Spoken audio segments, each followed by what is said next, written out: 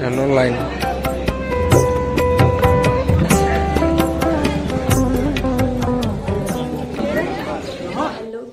Welcome to রূপকথা.in। ভোর কি রাত 2টোতে উঠে আমরা রেডি হয়েছি স্নান করে। তো চলো এবার যাওয়া যাক, 3টে বাজে অলরেডি। তুই দিয়েছিস একটু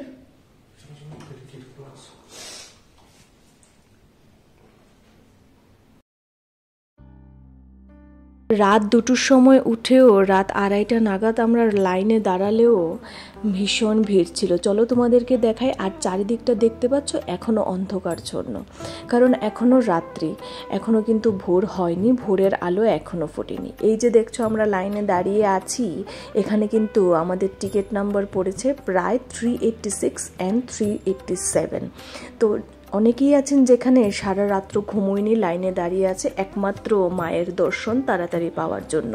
তোমরা যদি মায়ের দর্শনটা 8টা থেকে 9টার মধ্যে করতে চাও, তাহলে কিন্তু তোমাদের সেই আমাদের মতোই রাত 2টো থেকে 2:30টার মধ্যেই তোমাদের লাইনে দাঁড়িয়ে পড়তে হবে।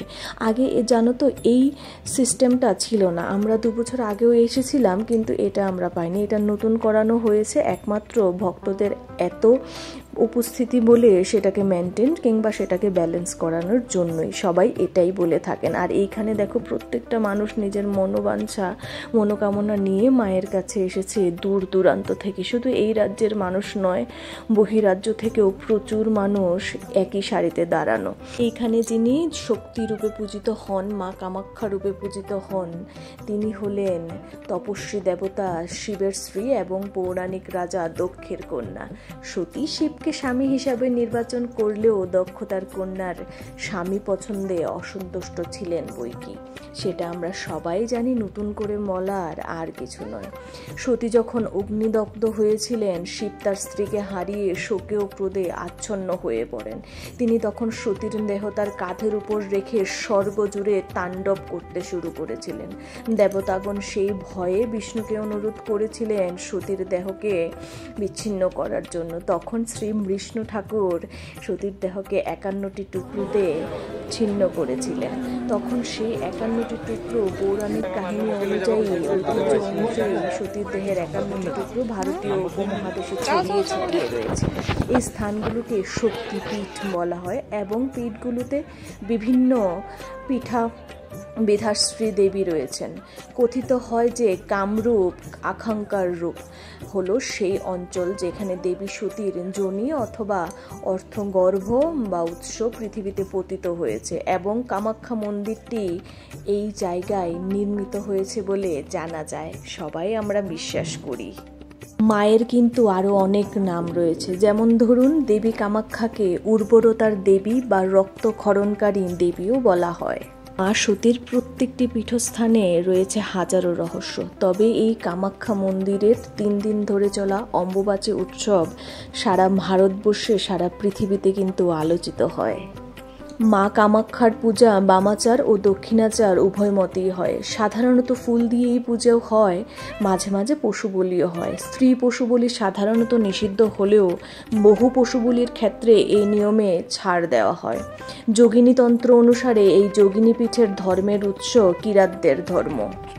জানেন তো এখানে কোনো মূর্তি নেই, শুধু একটি পাথরের সরু গর্ত দেখা যায়। গর্ভগৃহটি ছোট এবং অন্ধকারচ্ছন্ন। সরু খাড়া সিঁড়ি দিয়েই পেরিয়ে এখানে পৌঁছতে হয়। ভেতরে ঢালু পাথরের একটি খণ্ড আছে, সেটি যোনির আকৃতি বিশিষ্ট। এটিতে প্রায় 10 ইঞ্চি গভীর একটি গর্ত দেখা যায়। একটি ভূগর্ভস্থ জল বেরিয়ে আসে এই গর্তটিতে সবসময় ভর্তি রাখে। এই গর্তটি দেবী কামাখ্যা কিংবা শক্তিরূপে পূজিত হয়। ওই যে আপনাদেরকে বলেছিলাম অম্বুবাচীর উৎসবটি হয় 3 দিন ধরে, সেই উপলক্ষে এখানে নাকি উপস্থিত হন লক্ষ লক্ষ ভক্ত। অবাক করা এই ঘটনার সাক্ষী হতে ভিড় জমান দেশি বিদেশি পর্যটকরা। কামাখ্যা মন্দিরের চারিদিকে চলে নাম সংকীর্তন। অম্বুবাচীর শেষ দিনে ভক্তদের রক্তবস্ত্র উপহার দেওয়া হয়। দেবীপীঠের এই রক্তবস্ত্র ধারণ করলে মনোকামনা পূর্ণ হয় বলেই ভক্তদের বিশ্বাস। অম্বুবাচীর মেলা আন্তর্জাতিক স্তরেই কিন্তু কিন্তু বিখ্যাত, ওই যে বললাম পুরো ভারত জুড়েই আলোচিত হয়। তো আমার যতটুকু জানা ছিল মা কামাখ্যার মন্দিরের বিষয়ে ততটুকু আমি আপনাদের সঙ্গে শেয়ার করার চেষ্টা করলাম। যদি আরও কিছু আপনারা জেনে থাকেন নিশ্চয়ই আমাকে কমেন্ট সেকশনে লিখে জানাবেন, আমার আপনার দুজনের জ্ঞানই বাড়বে। তো এখানে দেখুন 5 ঘন্টা লাইনে দাঁড়িয়ে থাকার পর পুজো দিয়ে এখানে চলে এলাম প্রদীপ জ্বালানোর জন্য। 5 ঘন্টা লাইনে দাঁড়িয়েছি ঠিকই, তবে পুজো দিয়ে বেরোনোর পর মনে হচ্ছে যেন অজানা একটা প্রাপ্তি, অজানা একটা শান্তি। দুজনেরই আমাদের একই অনুভূতি হচ্ছে, একই অনুভূতির অভিজ্ঞতা করলাম দুজনেই। এখানে ও প্রদীপটা জ্বালিয়ে দিচ্ছে, ওর পরেই আমি জ্বালিয়ে দেব। এখানে নিয়ে এসেছিলাম কিছু মনোকামনা, আগের বারও যখন এসেছিলাম কিছু একটা মনোকামনা করেই এসেছিলাম, সেটা পূর্ণ হওয়াতেই এবার এসে মাকে ধন্যবাদ জানিয়ে গেলাম। ইচ্ছে রইল আবার যেন মায়ের কাছে আসতে পারি, এই মনোকামনা নিয়েই আজকে এখান থেকে যাব। মন্দিরের প্রত্যেকটি কোণা জুড়েই যেন লোকে লোকারণ্য, হাজারো হাজারো মানুষের ভিড়। প্রত্যেক দিন আমি কথা বলে জানতে পারলাম আশেপাশের মানুষদের কাছে প্রত্যেক দিনই নাকি ন্যূনতম 1500 মানুষ থেকে 2000 মানুষের ভিড় হয় প্রত্যেকটা দিনই। সেটা কিন্তু একদমই কিন্তু কম পরিমাণের মানুষজন নয়। আর প্রত্যেকটা লাইন থাকে ঠিক বিকেল 4টে 4:30 পর্যন্ত। ওই যে বললাম আপনারা যদি সকাল সকাল কিংবা রাতের বেলায় লাইনে দাঁড়িয়ে থাকেন তাহলেই 8টা-9টার মধ্যে পুজোটা সেরে আপনি বেরোতে পারবেন, না হলে কিন্তু সেই সকাল গড়িয়ে দুপুর আর দুপুর গড়িয়ে বিকেল হবেই, হয়তোবা সন্দেহ হয়ে যায় কারো কারোর। তো যাই হোক, এখানে পুজো শেষ করলাম, এখন চলে যাব আমার গণেশ ঠাকুরের কাছে। এখানে জানেন তো গণেশ ঠাকুরও আছে। সেটা যাওয়ার আগে চলুন এখানের ভিড়টা আপনাদেরকে আবারও একবার দেখিয়ে দিই। এই দেখুন, ছোট বাচ্চা থেকে শুরু করে বয়স্ক বয়োজ্যেষ্ঠ সব বয়সের মানুষই এখানে আসেন। অনেকের পায়ে ব্যথা, অনেকের কোমরে ব্যথা, অনেকে অসুস্থ, সবাই কিন্তু নিজের মনোকামনা নিয়েই মায়ের কাছে কষ্ট করে এসেও পুজোটা দিয়ে যান। আমাদের জানেন তো ইচ্ছে ছিল আরও কদিন আগেই আসবো, কিন্তু আর ওই যে সেই আশা হয়নি, আজকেই আসা হলো। আসলে কি বলুন তো, মা যখন চান ঠিক তখনই সন্তানদের আশা হয় মায়ের কাছে, তাই নয় কি? আর দেখুন মন্দিরের প্রত্যেকটা স্কাল্পচার যেন মাকে রিপ্রেজেন্ট করছে, যেন মা শক্তিকে নিজের গায়ে জড়িয়ে বসে আছে। এরকমই লাগে দেখলে। আপনাদের কি এরকমটা মনে হয় না বলুন তো? আর আমি আরেকটা কথাও শুনেছি, অনেক আগেই শুনেছি, এখনও প্রায় শুনি, যারা নাকি তন্ত্র সাধনা করেন তাদের জন্য নাকি মা কামাখ্যা পীঠ, এই শক্তিপীঠটি নাকি অত্যন্ত প্রয়োজনীয়। হ্যাঁ, আমি শুনেছি, আমি নিজের চোখে কখনো দেখিনি। কিংবা যারা স্পিরিচুয়াল অভিজ্ঞতা রাখেন তাদের জন্যও নাকি এই স্থানটি অত্যন্ত প্রয়োজনীয়। এখানে দেখুন দুটি সিংহকে দেখলেন আপনি, মনে হচ্ছে না যেন দুটি সিংহ মাকে দাঁড়িয়ে মার দারোয়ান হয়ে দাঁড়িয়ে আছে, দুপাশে দুজন। তো চলুন, ওই যে বলেছিলাম আপনাদেরকে আমার গণেশ ঠাকুরের দর্শন আমি অবশ্যই করাবো।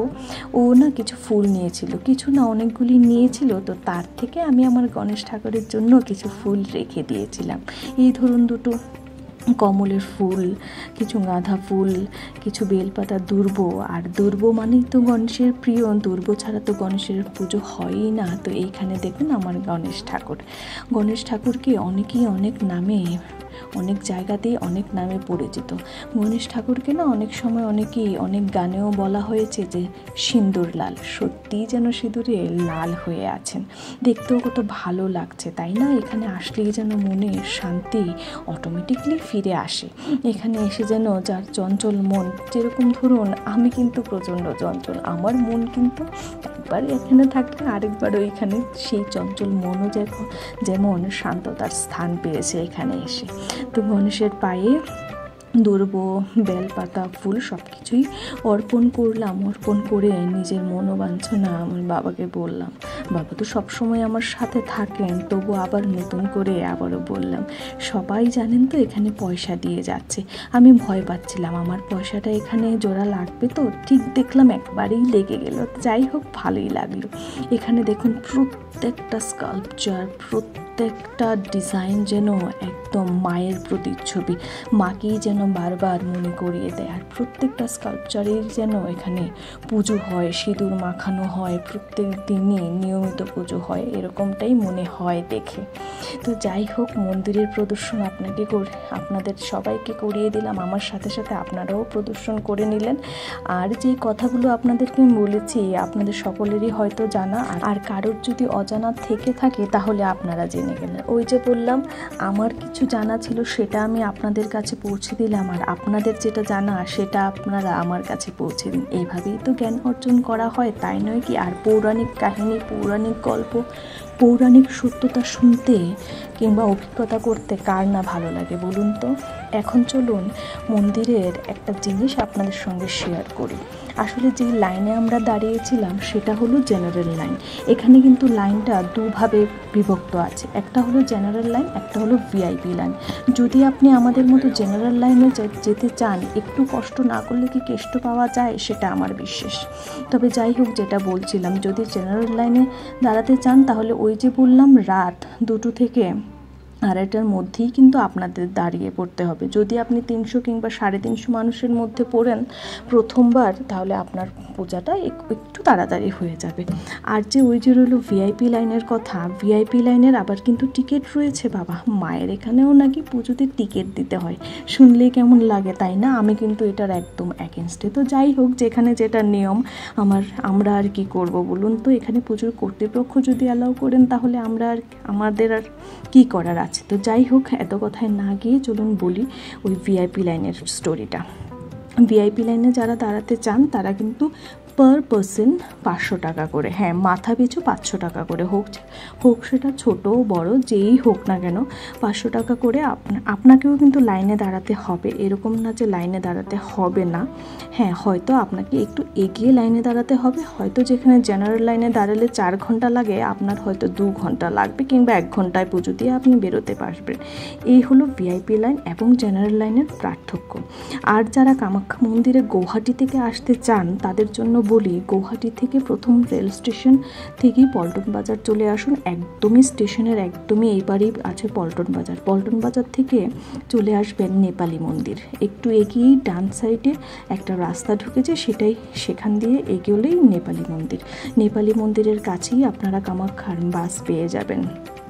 কোনো বাস আছে যেটা একদম মন্দিরের উপরেই আপনাকে নিয়ে আসবে, আবার কোনো বাস আছে যেটা নিচে আপনাকে নামিয়ে দেবে, সেখান থেকে আবার 20 টাকা ভাড়া করে আপনি উপরে আসতে পারবেন। আর যেহেতু এখন কামাখ্যা মন্দিরের এত ভিড়, এত লাইন থাকে, আগে কুপন নিতে হয়, টিকিট নিতে হয়, সেই অনুযায়ী আমি আপনাদেরকে বলবো, যদি আপনারা কামাখ্যা মন্দিরের কাছে হোটেলেই থাকেন তাহলে আপনাদের জন্য বেশি সুবিধাজনক। যেরকম ধরুন, আমরা প্রথম গুয়াহাটিতে থেকেছিলাম একবেলা, কারণ আমরা প্রচণ্ড এক্সস্টেড ছিলাম ওই জন্য। তারপর আবার ফিরে এসে কিন্তু আমরা কামাখ্যার কাছে হোটেলেই থাকি। তো সেইখানে হোটেল ভাড়াটা একটু বেশি হলেও এখানে থাকলেই বেশি সুবিধাজনক, একটু তাড়াতাড়ি আপনি সকাল পুজোটা সেরে ফেলতে পারবেন। তো দেখুন, মন্দিরের বাইরেও মায়ের অনেক রূপ তুলে ধরেছে। তো পুরোটা মন্দির আপনাদেরকে প্রদর্শন করলাম। এখন পুজোও শেষ, মন্দির প্রদর্শনও শেষ, এখন বেরিয়ে পড়বো শিলংয়ের উদ্দেশ্যে। সেটা আপনারা আমার নেক্সট ব্লগে দেখতে পারবেন। যদি আপনাদের আমার এই ব্লগটা ভালো লাগে, কামাখ্যা মন্দিরের পরিদর্শন, মন্দিরের অভিজ্ঞতা, পুজোর অভিজ্ঞতা এবং নিয়ম কানুনের কিছু জিনিস যেটা আমি জেনেছি নতুন করে, সেটা আপনাদের সঙ্গে শেয়ার করেছি, সবগুলো যদি আপনাদের ভালো লাগে প্লিজ চ্যানেলটা সাবস্ক্রাইব করে দিন। To like, share and subscribe. তো চলুন, আমার নেক্সট ব্লগটা আমি আবার কালকে আপনাদের সঙ্গে কন্টিনিউ করব। আমি চেয়েছিলাম কামাখ্যা মায়ের ব্লগটা যেন একটা আলাদাই অন্য রূপে ব্লগ করি আমি, তো অনেকটাই চেষ্টা করেছি। আমি জানি না আপনাদের কতটুকু ভালো লেগেছে, তবে আমার ভীষণ ভালো লেগেছে আজকে কামাখ্যা মন্দিরের প্রদর্শন করে। অনেক দিন ধরেই করব আর হয়ে উঠছে না, আজকে অবশেষে সম্পূর্ণ হলো মনের স্বাদ। আর আরও কিছু যদি আপনাদের জানার থাকে নিচে কমেন্ট সেকশনে নিশ্চয়ই জিজ্ঞাসা রাখবেন, আমি উত্তর দেব। তো চলুন ফিরে আসছি নেক্সট শিলংয়ের ব্লগ নিয়ে। টাটা, ভালো থাকবেন।